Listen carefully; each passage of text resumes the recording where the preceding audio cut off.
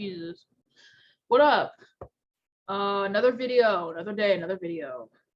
I actually been going on this a little bit more because I usually only go on this when I'm making videos, but I already looked at some of this stuff. This is a part 2 to something I already saw earlier, so I'm just gonna scroll down a bit. We're just gonna start from here. Let's see. I just feel like doing another one of these. I don't know if I'm gonna be as talkative in this one, but we'll see. Okay. Fat acceptance, this is a caption. Fat acceptance Tumblr is becoming a cesspool of misinformation. Oh, who would have thought? Logical fallacies and downright dangerous ideas by the minute. All right. God. I hate how normalized diet culture is, they should put, and S word like BMI and calories are. Wait, God, I hate how normalized diet culture is, and oh, okay, never mind. Wait, no, wait. Okay, let me just stop trying to correct this person's grammar. Let me just reread it. Sorry. I hate how normalized diet culture and S word, or I said shit like BMI and calories are. BMI is based on eugenics. Okay. Calories are a measurement of how much energy something gives you, and not at all how much weight or fat you'll gain. Diets have been proven to be harmful and ultimately unhelpful when actually losing weight. Fatness has largely been proven to not be inherently unhealthy and doesn't inherently cause health issues. If anyone has more good links to add on, then please, don't hesitate to correct me. Okay, I will not hesitate to correct you, honey. Let's get into that. I don't think that you want me to correct you, but I would love to. I would love to correct you. All right. So I don't think that diet culture is normalized that much anymore. And I feel like diet culture for me and for them is different.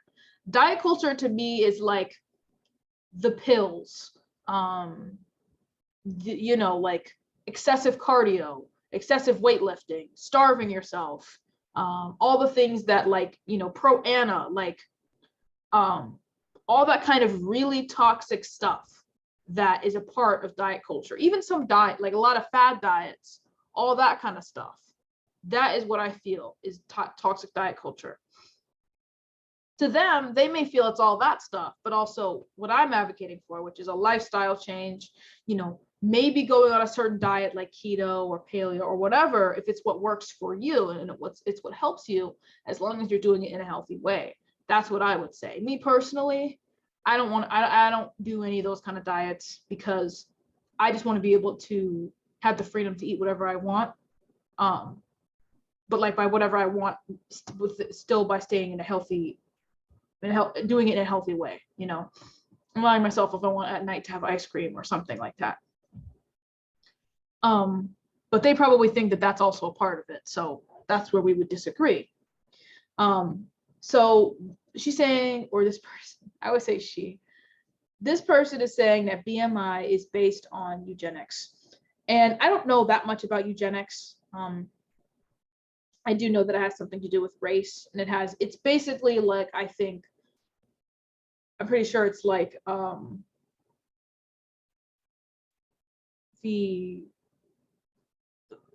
fundamental saying that as races, we are fundamentally different, specifically, discriminating on Black people and saying, like things like we can handle more pain and other stuff like that. And white people are like, we're just genetically different. Our skulls are different or whatever. And so they're saying the BMI is based on that. And I'm guessing they're saying that because how the BMI was created was using from what I've learned, a scale of like white men and white people in like different ranges and all that stuff. And so I think that's why they would say it's based on eugenics. But I would not say that. I would say actually a lot of things that are set in stone in our history are based on and were originally censored and created for white men. That doesn't mean that it's invalidated, doesn't work, because it has been updated. It has been proven by many other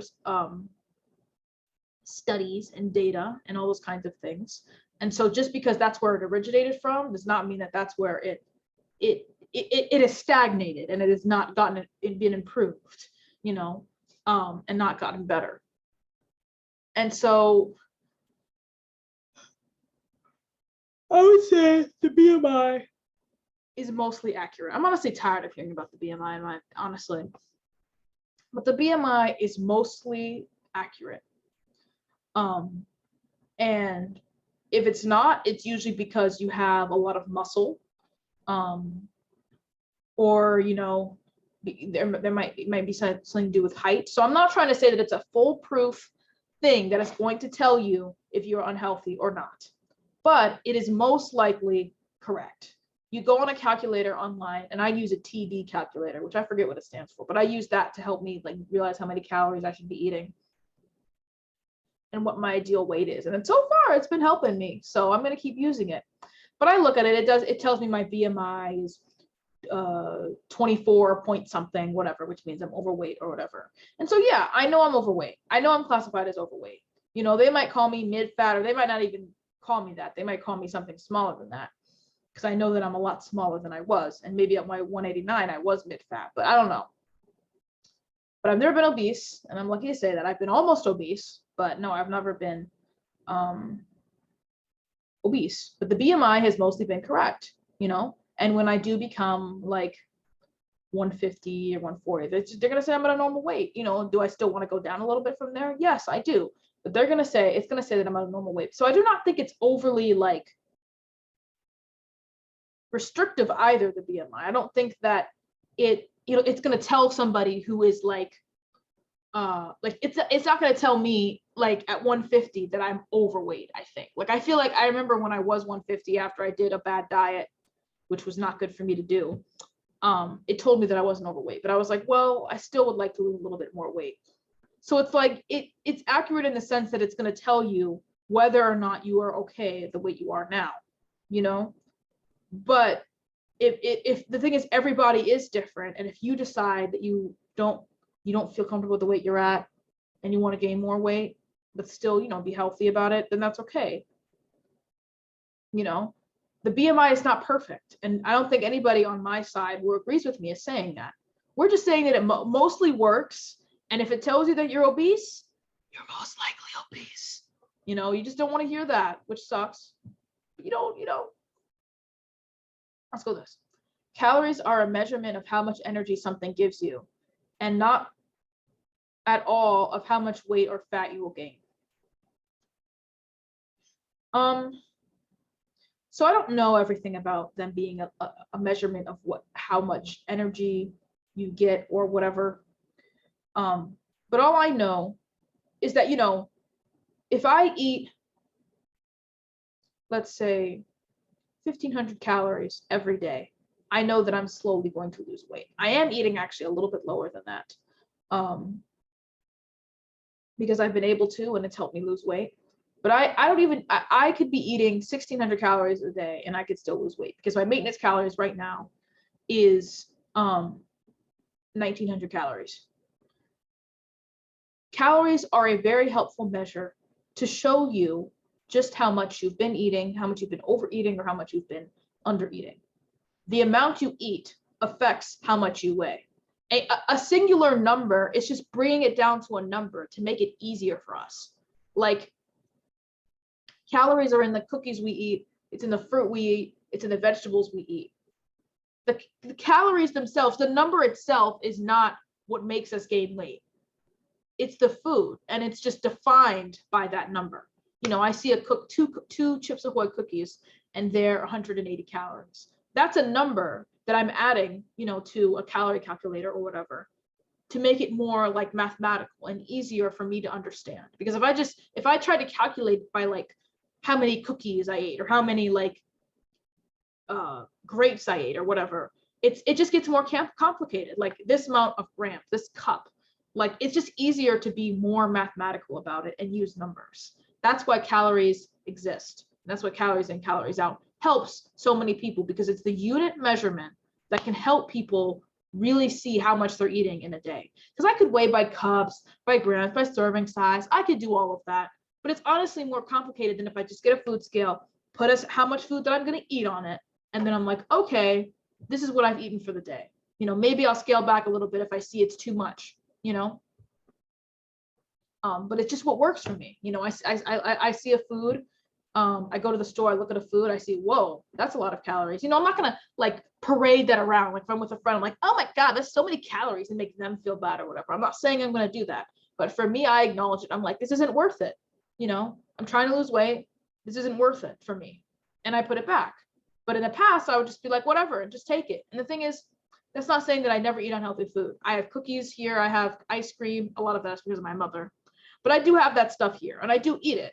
And, you know, actually the past like 2 days, I've not been eating the best. I'm still eating within the enough calories, but it's just, it's not enough for me. And eating very sugary food, because I have such a sweet tooth. After eating healthy food, mostly healthy food for a long time, has made me realize just how much, like, I'm not going to say sugar is bad or blah, blah, blah, but how much sugar and unhealthy food really affects my body, because I got so used to it over all these years that I didn't realize just how much it affects my body, and how much these high calorie, calorically dense foods really don't give me energy and don't give me the things I need, you know? So I know, I don't know if that's an exact rebuttal to what this person said. Like I said, I'm not a scientist or a doctor or any of these things. So obviously I'm not. Just because I'm wearing glasses today does not mean I am. Here, you can see my eyes. Blink, blink, blink. You know, my glasses don't have glare on them, or they do, so you can't see my eyes. But yeah, that's the best response that I have to that. And it's a little anecdotal, obviously, but calories are a very helpful measure, and they have been proven to help people.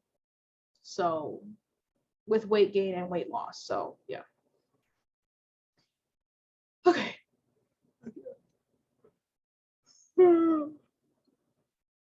Diets have been proven to be harmful and ultimately unhelpful in actually losing weight.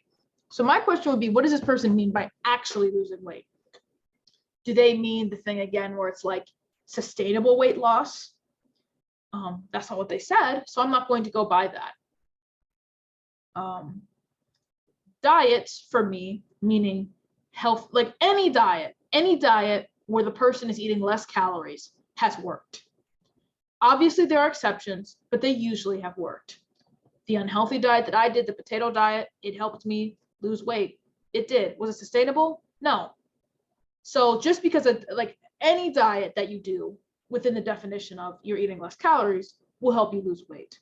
But a lot of those diets, especially the fad diets and unhealthy diets, will not be sustainable and will not help you. Like McDonald's, I could eat McDonald's for a whole week and lose weight, but it would not be sustainable because I'd have to eat a very small amount of McDonald's. I'd have to eat like a quarter pounder and a small fry a day, and that's it, or something around that measure. And it just, it would go out of my system very quickly. I would be hungry most of the day, and then soon I would want to eat more and need more and more, because that's what these high calorie foods always have you do. Like you get addicted and you want more and more and more. You cannot, it's very hard to eat unhealthy foods in moderation. I'm only able to do it when I have a little dessert at the end of the day, you know, and I decide, okay, I'm going to have this little snack. It's still hard. It's still probably the hardest part of my day, but it makes me happy, and it helps me, you know, knowing that I can, you know, have a treat at the end of the day. I'm not torturing myself for the rest of the day. I'm still eating food that I enjoy and that I like, but I like building up to that, you know, that treat. And it's not like I'm torturing myself, like I said. Because if I was, then I wouldn't do it. I was torturing myself when I did the potato diet, and I didn't have no little desserts at the end of the day, and that sucked because that was torture. And it's like, if you're torturing yourself to lose weight, you're not doing it the right way. It's not working. Is it going to be hard? Yes, but is something being hard and something being tortured the same thing? No, it's not. It was hard for me to develop the mindset that I have right now, and it took a long time. It really did. But the only time I'd ever tortured myself was when I did that awful diet. And when I fasted for like the whole day, not like just a little bit. Not good. Torture is not a good part of weight loss. But if they're saying just actually losing weight, like just it has not helped any, like a diet where somebody eats less calories has never helped anybody, I cannot talk to this person because they're just ignoring facts. They're ignoring me the anecdotal examples and the large examples over a basis of people. So don't really know what they want me to say to that. Okay. Sorry, I'm really tired. Fatness has been largely proven to not be inherently unhealthy and doesn't inherently cause health issues. Okay, so if by inherently they mean that it is not a direct correlation, like just be like the minute that I entered the threshold of overweight, I did not instantly get diabetes, or the minute that you enter the threshold of being obese, you do not instantly get diabetes. Obviously, being fat does not make you instantly have all these awful diseases, but they don't take it away either. Like what I'm trying to say is like, when you have diabetes, it's mostly because type, I think it's type 2. I'm sorry, I get it confused all the time. When you have type 2 diabetes, I think it's mostly because you did not have a good diet and you were not eating healthy. It's not always just sugar. It can be like unhealthy meats and all kinds of things like that. I don't know everything, but I'm just saying it's mostly because you have an unhealthy diet. The way that I was going, I definitely could have gotten diabetes. And I'm saying could have, because I'm not saying it was definitely gonna happen. But I was eating a lot of, like if I ate the same way that I ate like 2 days ago, I know that I'd be getting diabetes because I had cake, ice cream, cookies just all day. And that's what I would basically do when I was overweight and I was eating. I still am overweight, but when I was like really overweight, I was still eating bad. Like, and by bad, I mean like bad for me. I didn't like it. That's why I say I label it as bad. I don't label myself as bad. I label what I did as bad, because you can do bad things and not be a bad person. I didn't like that I ate. I like the way I eat now. I call it good. I call it healthy, because it is. But I would eat mainly sugar throughout the whole day, and like I had to mix it up with something a little bit salty, you know. So I always did have something salty, but that doesn't help either. You know, that can like the thing is that when you're fat, it's not just because, I mean, being overweight can cause joint pain and make it harder to walk and make you suffer a lot more in that regard. But besides all of that, the internal, you know, diseases such as diabetes, high cholesterol, like getting a heart attack, all those kinds of things. Weight gain can cause that, because usually what causes weight gain, it doesn't just come out of nowhere. It's because you're eating too much, and you're usually eating too much highly calorie dense foods, because it's not easy to gain weight while eating healthy whole foods. It's not. You have to, like, usually there has to be some kind of processed food in there, or some kind of processed diet. And most overweight people and obese people are mostly eating unhealthy foods, like fast foods, convenience store foods, like from Walmart, you know, little chicken nuggets, mozzarella sticks, fries, all that stuff. It's processed. And I'm not saying I don't eat it. I had a mozzarella stick yesterday, you know? That's why I'm thinking about it. But I'm not saying you should never eat it, but I'm just saying that if it's a huge part of your diet, you're going to gain weight and you're going to be eating unhealthy. And that is what will contribute to these kinds of diseases, is a bad diet. And most overweight people have a bad diet. So that's all I'm going to say about that. Because they're saying inherently and inherently, they said it twice just to make sure that we knew. But that's my response to that. Because yes, being, you know, like I said, once I would have crossed the obesity threshold, does not mean that I'm going to instantly have all these awful diseases. But my family history definitely would not have helped. You know, when I went to the doctor, they told, like, a fat person can go to the doctor, obese person can go to the doctor. The doctor tells them they're fine.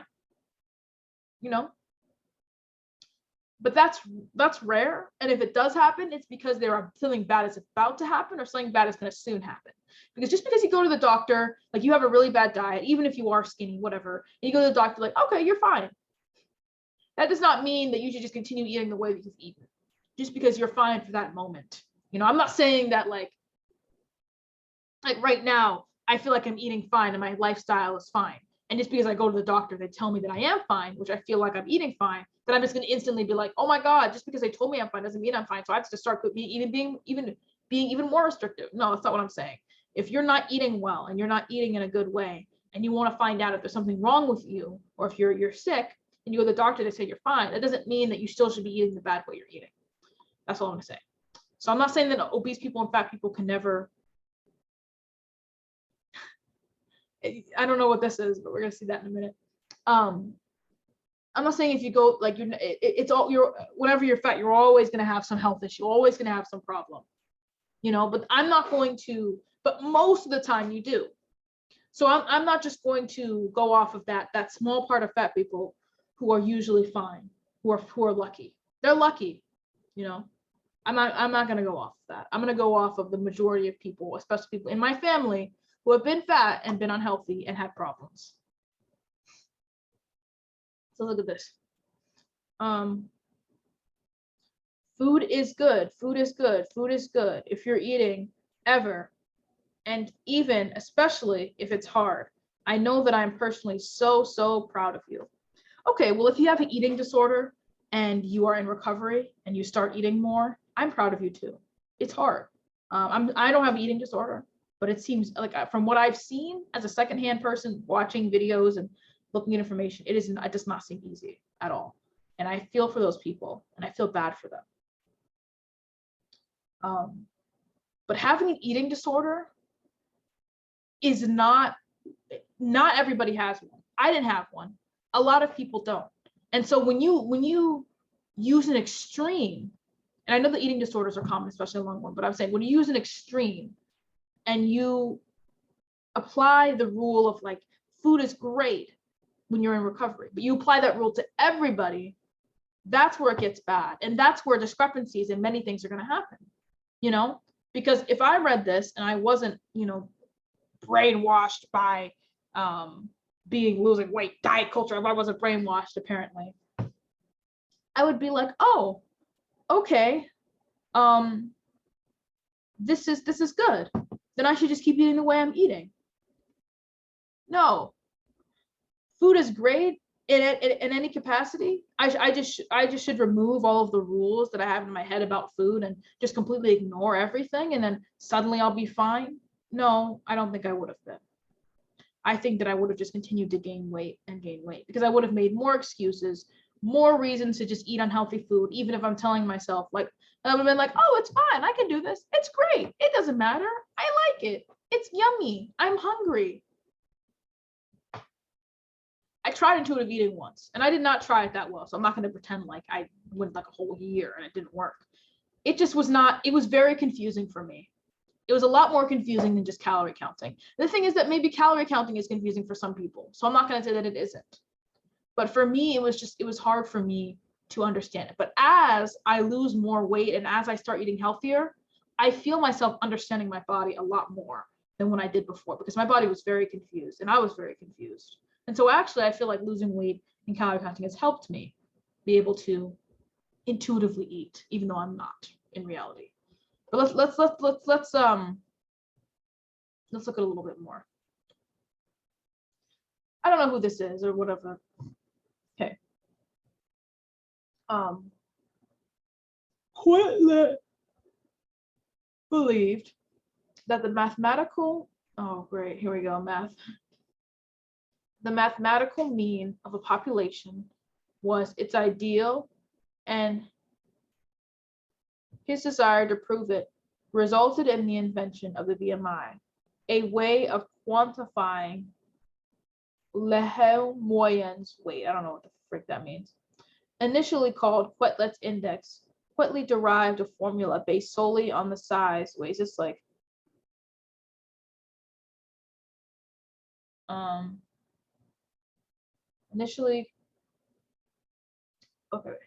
Quetelet derived the formula based solely on the size and measurements of French and Spanish participants. That is, the index was devised exclusively by and for white Western Europeans.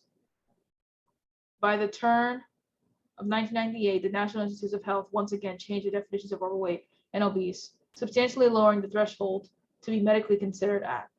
CNN wrote that millions of Americans become fat Wednesday, even if they didn't gain a pound, as the federal government adopted a controversial method for determining who was considered overweight.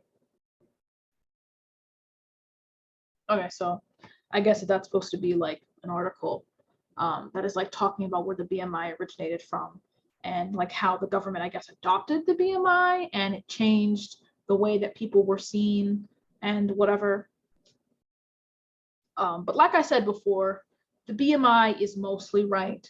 But is it right all the time? No, it is not. And is the what it's based in not accurate to a lot of other people? Yes. But like I said, it's mostly correct and it's not a perfect solution and it's not a perfect equation.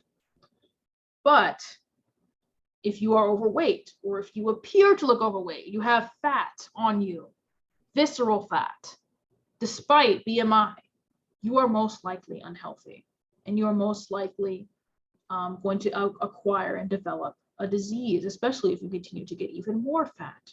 I can look at the mirror and see I am, even though they say you cannot look at somebody and determine their health. I agree with that to an extent. You can't determine the overall health. Like I can't look at somebody and be like, diabetes. You know, I'm not like a psychic, but I can look at somebody and be like, they probably are not the healthiest. Or I can be like, they probably, if I had to like choose through a range of people, which one of these people has diabetes?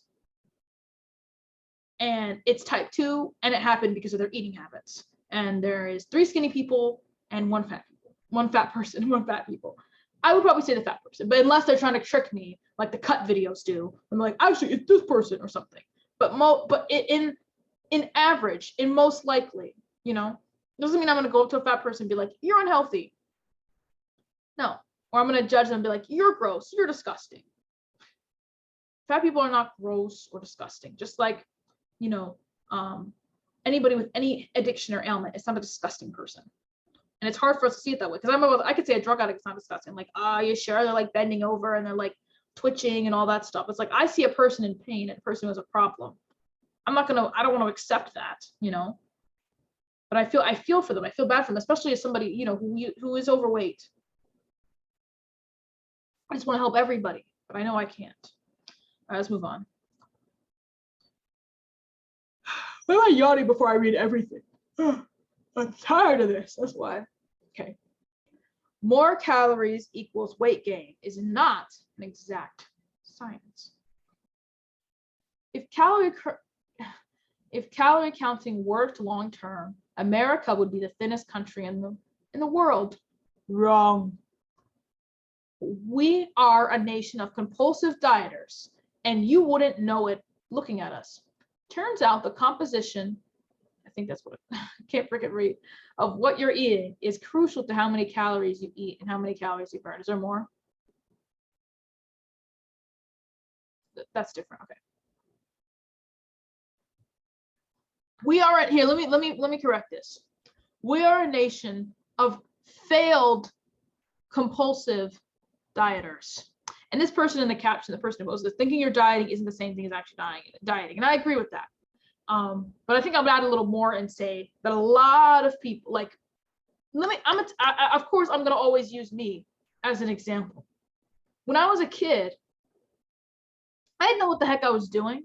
Like when I was like 13, 14, 12, I was just like, oh, I can just add a couple fruits and vegetables into my diet and I'm going to lose weight and everything will be fine, but I could just keep eating the same way I'm eating. No. Now, did it work when I started portion controlling it when I got older, obviously, like a couple months ago, and made sure that it was a majority of my diet? Yes. But I thought that if I made a stir fry of vegetables once a week and ate that barely, that would help me. And it's like, obviously I was a kid, I was young, I was uneducated. Like a lot of people who are even adults are uneducated, you know? And it's like,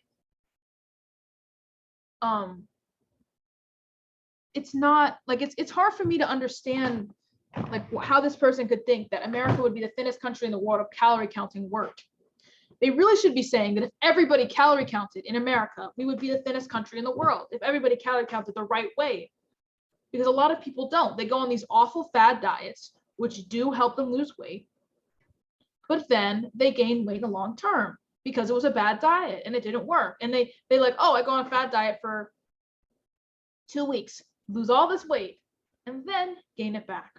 Or a lot of people don't even get to that point. They don't even lose the weight. They might lose 3 pounds and then, or they give up, or they realize it's not for them, or they don't want to do it. You know, that's usually what happens. It's not like calorie counting just doesn't work. Some people calorie count, it's really restrictive, like it used to be for me. So that's different. You know, that part, that aspect, that way of calorie counting didn't work for me because I was being really way too restrictive. I started instantly eating 1,200 calories a day. And it's like, I cannot go from eating literally 2,000 to 3,000 calories a day and then suddenly just shift all of my habits and eat 12,000. I can't fit that. It was hard. Like, and the thing is, I could, but it would be really restrictive. And then once I lost the weight, I would just gain it back. So that's why I had to start slow and just do portion control. I didn't even know how many calories I was eating, but I was just being slow. I didn't DoorDash. I didn't want to go out. And it took me a long time to get here. I didn't just instantly do that and I was fine. It took me a long time. So don't think that I just was like, yay, like, oh, it's all like, you know, for some people it is that easy. And it's unfortunate that for other people it isn't. Losing weight is very hard. And you don't realize it until you actually start trying. And that's what a lot of these people who are overweight and obese don't realize. A lot of them don't even try, don't even start, because they can't even get to that point. That's the hardest part. I feel like, is starting. But then once they start, it gets hard. It gets hard to not resist the temptations of all the food that is literally in the aisle as you're trying to shop, like check out. It's right there. It's like, I'm just supposed to not look. I went to Trader Joe's the other day. It's supposed to be all healthy. Had all these snacks and all this crap when I was in line. I had to just not look. That's hard. It's hard not to be like, want to go out and have fun with your friends or go to barbecues and do all this stuff and eat, because eating is a social currency. That was a good sentence. I'm proud of myself for that, but it is. Like, I feel like sometimes I feel like such a toxic person when I go out. Like, everybody's saying like, you can eat this, you can eat that. And I know it's because I'm younger and I'm losing weight compared to people who are older than me and supposed to be wiser than me, and they're not. And they're like, what's going on? I'm supposed to be stupid. I'm not. But they're like, why? You can eat a hot dog. Do you want something to eat? I'm 19 years old. If I want something to eat, I will eat something. You don't need to tell me. Like, it's nice, but it's like, I feel like they're also trying to like slowly control me. Like, it's very weird how people are about food. And it's not even just skinny people, what obese people think. It's usually tends to be overweight people or people who are overweight who try to control the way other people eat, especially people who are smaller than them. And it's out of jealousy, and it's out of anger, and it's out of confusion. Like, if I want to eat something, I will.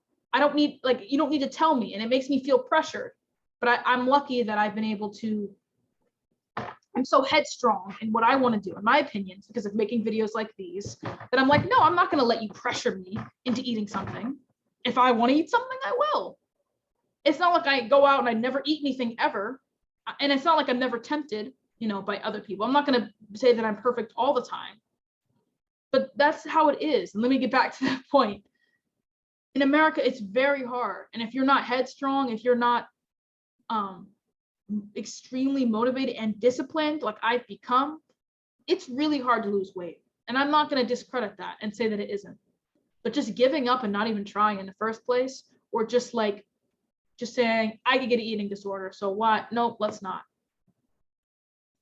I'd rather die at 50 years old of a heart attack than try and maybe get an eating disorder.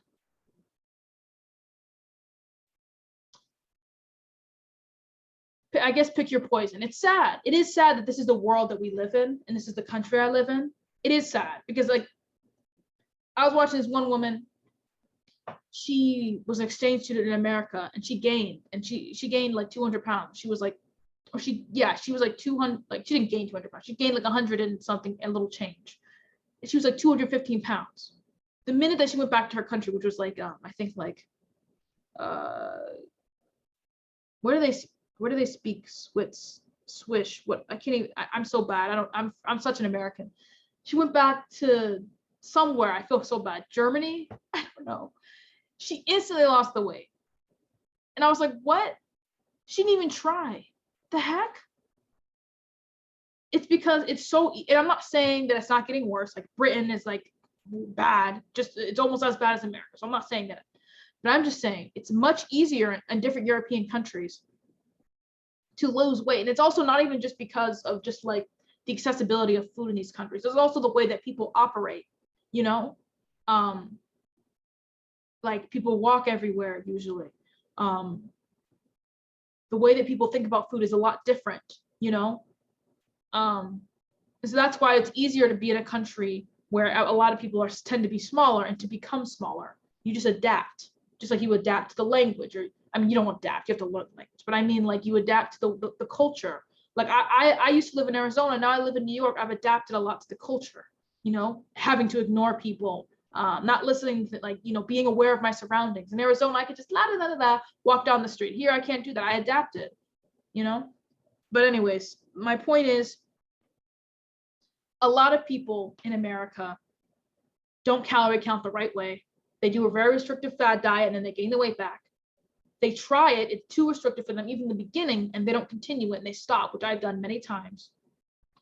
A lot of people aren't motivated and aren't disciplined, and it takes a long time, and they don't realize that. A lot of people just think that they can do a little diet or a little this and then it works, but it doesn't. It takes a long, you have to be ready for it to take a long time, and that sucks. No one wants that. Everybody wants a quick fix. So did I. Everybody wants a pill or a quick diet you can do. Because who wants to actually long-term change themselves in a way that's really hard? No one. But I did, and a lot of other people did. People realize that it's not going to take eating low carb for a month. It's going to take a whole lifetime of changing and making choices. It's psychological. Okay. I think I'm done with this like whole post in general. I want to kind of go to something different. What is this? Oh, someone removed the faces of this. Like, what do they use? Like nail polish remover or something? That's interesting. I would like to have seen the person though. Oh, that sucks. But you can kind of see their face a little bit. Okay. I don't really want to look at this.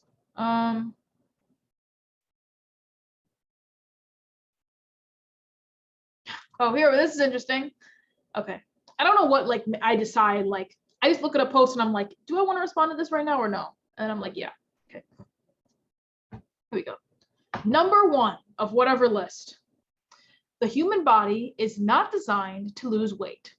Weight loss is linked with death. I'm trying to wonder like how far I should go before I like just stop. I think I'm going to read the whole thing. Also so long though. I am going to read the whole thing, but I mean like, let's just read the whole thing. Okay. Weight loss is linked with death. And so the human body, or any mammal really, has learned to associate limited food types and amounts and often limited food thoughts as a warning sign that the body is in trouble. Oh, here we go. So when people go on diets and start cutting out food groups or eating or sugar, eating smaller portions, the human body freaks out and floods your brain with hunger chemicals to try and get you to eat more. You're on Jenny Craig, but your body thinks you're stranded on a desert island. And you will do everything it can to be obsessed with food and try to make you eat more. This is why dieting is so hard. It's not because fat people are spoiled and have no self-control. They are literally fighting life, saving biological mechanisms to cut out foods and cut down portions. Okay.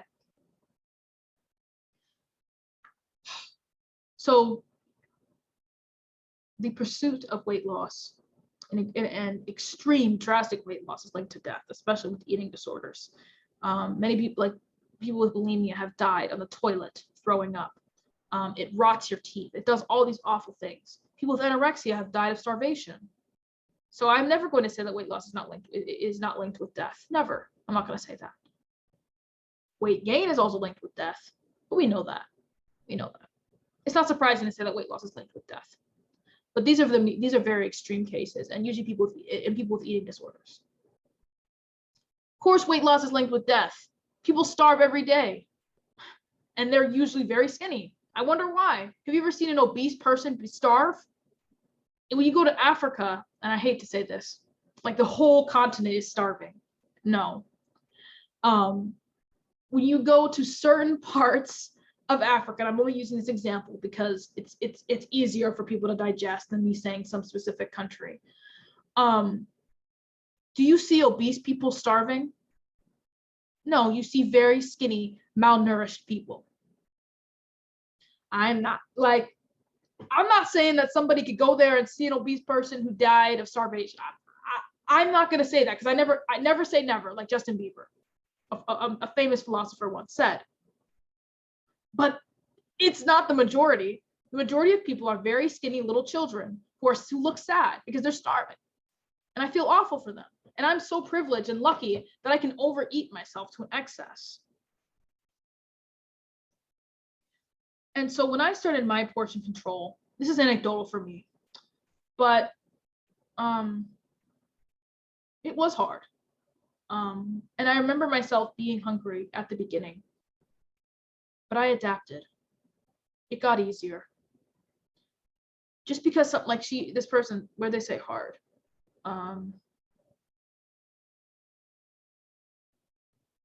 Somewhere they said that it's hard. Oh, this is why dieting is so hard. Yes, dieting. I don't like saying dieting because they think that I'm talking about like fad diets. But yes, having a lifestyle change and dieting in a healthy way is hard. But like I've said many times, it does not make it impossible.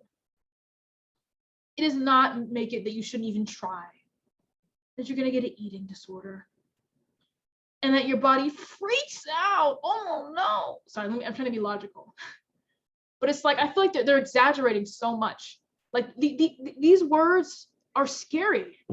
Like if I hadn't lost weight already and gotten past that point, I would be scared reading this crap. I'd be like, oh my God, let me not try to lose weight. It sounds scary, like my body's freaking out. The worst thing there is to be starved. But to be hungry, no. Sometimes I stay up really late in the middle of the night and I'm hungry. But I realize I've eaten enough today. I don't need to go eat something else. It's just because I'm staying up really late. Am I gonna die? No. I went to the movies a couple days ago and I didn't get any popcorn or anything. And that was really dumb of me. And like I'd already not eaten it that much for breakfast. And so the whole day I didn't really eat anything. And so that's when I was like really hungry and fatigued and weak. And I was also tired and had barely any sleep. So all of that combined, that did not help me. That was not healthy. And it was not a good idea for me to do that. I wasn't thinking, not every day is perfect. It wasn't smart. You know? And in that moment, I wouldn't say I'm starved because starved is such like an extreme, but I was very, very hungry. And if that, like, I would say I felt worse that day than I ever felt when I started portion controlling at the beginning of my weight loss journey. But if you really feel that way, like the thing is like that's what this person, like that's like this person in that last post, it kind of combines it a little bit. Like a lot of people who are obese and overweight try a diet. They get really hungry in the beginning because they're eating less calories. That's why if you start eating drastically less calories, it's not going to work. You're just going to go back because it's like your body, you can't handle it. That's why you need to start slow. That's why it's called a lifestyle change, baby. You know, you're on Jenny Craig, but your body thinks you're stranded in a desert island and will do everything you can to get you more obsessed with food. The thing is, when you're overweight or obese, you're already kind of obsessed with food. And so it's like you're trying to train yourself to not think about it constantly. Because when you are overweight or obese, at least when I was, if I thought about food, the reason I didn't think about food so much was because I was eating it. I was always thinking, when's the next meal? And then once I got the meal, I was like, that's it. I was eating most of the time. So the thing is, I couldn't think about, oh my God, I want to eat food so much when I'm already eating food. But when I first did a portion control and didn't eat so much, it was hard for me not to think about food. It was on my mind a lot because my body's like, why aren't you feeding me like you always have done? But I persisted. It's hard. It takes will. And the thing is, I don't like saying willpower because it's been proven willpower is kind of hard and there's a lot of trouble with it. But like I used to think like isn't willpower just really determined motivation? But the thing is, what they say is like willpower is when you do it, even when you don't want to. For me, I want to lose weight. I want to be healthy. I want it so bad. And then I kept going. It realistically took me 3 years to get here. Does that suck? Yes.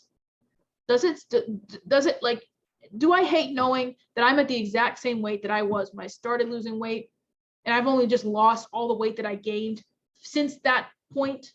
Yes, that sucks. Because in July of 2019 or whatever, 2018, I forgot, I looked at the scale and it said 165. And that's exactly how much I weigh right now. And I was like, okay, let me start losing weight. Didn't work. Went to 170. Tried it again. Didn't work. Went to 175. Didn't work. Blah, blah, blah. Got myself all the way to 1,889 pounds. Now I've lost all that weight and I'm back to where I started 3 years ago. Does that suck? Yes. But am I still proud of myself? Yes, because I know that I'm going to keep going. I know that I'm going to get past that. And I'm going to go get to the weight that I got to when I did a fad diet for 2 weeks. And then I gained all of it back, of course. But I'm going to get there. And I'm going to get farther than there. And then I'm going to stop. And then I'm going to maintain. I know it. I know I can do it. And it's like when you're overweight or obese, it's like there's something against you. It's like, you're like, can I? And I questioned myself so many times. I didn't believe in myself. I really didn't. And that's the hard part. There's so many things going against you. This crap, yourself, how you feel your body, all of these things. But it is possible. Just look on r/progress pics. Just go on Google, before and after photos. I see people who are 600 pounds and they've lost it. Is it hard? Yes. Does it take a long time? Yes, usually it does. But is it worth it? Yes. I'm so proud of myself. And I've never been more. So it's like, I can respond to this crap all day. But at the end of the day, these people are in denial and in misery because they feel like they can never change. And I'm not going to say that I'm the happiest person alive. I'm not. But I am very happy with myself and where I've gone with this weight loss. And when I was first responding to these, I was miserable too. When I first made my first YouTube video, I was still eating bad. I was not eating good at all. And I made this to feel better about myself. I don't make these videos to feel better about myself anymore. I make these videos because they're entertaining, they're fun, and I want other people to realize how in denial these other people are. They're trying to convince everybody else that it's okay. And it's not. So again, I rambled on and I've only gotten through like 2 posts, but next time I'm going to try not to do that. Maybe I'll respond to this. Let's do this. I'm not out of energy yet. I just feel like that was kind of an ending speech right there that I just gave, but I think I can keep going. But the reason I'm saying all of this is because I want somebody who's overweight or obese to watch this and know that they can. You can. Despite all of this information out there saying you can't, you can. And there's so much proof out there. And that's what kept me going, was knowing that there's people who were way bigger than me who did it. People who were the exact same weight as me and did it. Because it's actually kind of harder. There's some aspects that are harder when you're not like 600 pounds. Because when you're 600 pounds, you could lose weight in a day. You could lose 10 pounds 20 pounds in a week because you have so much excess fat on you that just doing a little bit of work is going to help you. But when you are like my weight or how I am right now, I have to be very meticulous and slow about it. And it's very annoying. I posted one of my progress pics or whatever on Cisco, which is calories in, calories out subreddit. And it hasn't been that much progress, but it's still a lot. And it's slow and steady because it has to be for me. I can't be drastically losing this much, like a lot of weight in a week because I only have so much weight to lose.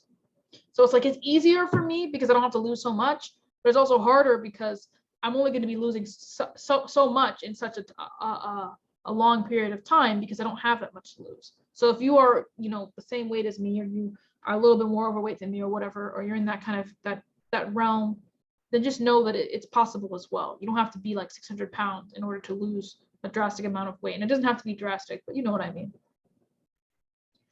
All right. Let's see. 5 completely normal things that diet culture demonizes. Snacking even in the evening. I do that. Having dessert every day. I do that. Preferring white bread. I do that. Eating more than your partner. I don't have a partner, so I don't do that. Skipping your workout. I do that all the time. Now, I wouldn't say that when I do these things, I'm demonizing myself. The skipping workout, I'm like kind of annoyed with myself because I really am trying to get more into the fitness aspect of things. And I definitely want to get a grip on that before I lose all my weight so I can have some muscle. So it is kind of aggravating in that sense because I want to change myself in that way. And so there's nothing wrong with not being happy with yourself when you don't do something that you wanted to do. But there's nothing wrong with being proud of yourself when you do something you did want to do. And I'm very proud of myself for the weight I've had. I mean, I just did a whole speech about it. You know, but I still do want to work out. I'm not perfect. There's so much more that I have to do, you know. I don't like whole wheat bread. My mother tried to make me eat it my whole life. I hate it so much. I love white bread. I do. And I eat white bread still. I had white bread for breakfast this morning. I had toast with turkey bacon and salad. I still make sure I get my greens in there, my protein, but I love white bread. I don't like I just multi-grain bread I can do. It's just kind of expensive for me right now. But white bread is what I eat most of the time when I have bread. And I'm okay. I'm living. I'm alive. Because I don't eat it in excess. And I have a dessert every day. Either that be like a popsicle or Rice Krispie treat or fruit snack or something, you know, whatever I eat, I do have a dessert at the end of the day. Not everybody has to do that, but it's just what works for me. Snacking, like my snack would be having a dessert at the end of the day. In the evening, well, what like do they mean like, okay, if they mean sitting on a couch watching TV, having a bowl of chips, and then in 2 seconds it's gone, that's not good because you're not being mindful about the way that you eat. That's why I'm trying to be more mindful when I eat. Like I make sure that I sit at my table when I eat. I try not to watch anything. I just try to focus on what I'm doing, you know, and be better about it. And that's a part of, you know, that's a part of recovery, but I'm not even recovering. I don't have eating disorder. I just do it because it helps me, you know? And so like they're saying that diet culture demonizes this stuff. Sure, toxic diet culture does, you know, I would say that. But the thing is, I think that diet culture would say that, or that a healthy, like the culture that I'm a part of, the diet culture I'm a part of, which I'm not really a part of that, I would say would demonize or not like an excess of this stuff. Excessively snacking, having more than your need of desserts, having a lot of white bread during the day, eating more than your partner. I think it's like, I think what they mean is like if your partner is like male and you're female, because what other example would they be talking about? Like, or your partner is taller than you or something and you eat more than them, that can be concerning. I would say it could be. Like if I had some, like I'm bisexual, but if I had a partner who was significantly taller than me, and if they were male, let's just say an example, and I was eating more than them, not for just one meal, whatever, but like consistently, that would be kind of troubling, especially if they're taller than me. Like I said, they need to eat more. You know, like my dad is very healthy. He works out a lot. And he's 50 years old and he has abs. But if I ate like him, that'd be bad. He eats a lot. He eats a lot of healthy food, but still, he eats a lot because he's a big guy. He has to, you know? And so if I was eating more than him, like he was like the size of how like my boyfriend or my husband, whoever I'm with, that is that is concerning. but I wouldn't say it should be demonized. Diet culture, definitely. Fat, like the bad part of diet culture that I mentioned earlier, definitely does demonize this stuff. And I'm not going to say it doesn't. So I'm going to say that this post is correct. But I think that this person would go on to say, like, you can do it whenever and it's fine. But I would say, like, you shouldn't do this stuff in excess. It's not good for you, you know? Okay. Yes, the obesity epidemic is real. I'm done for today, but I'm not even going to read this. It's real. It's a real problem that is affecting a lot of people. All right. That's all that I got to say today. Hope you guys enjoy it. And I'll see you next one. You can do it.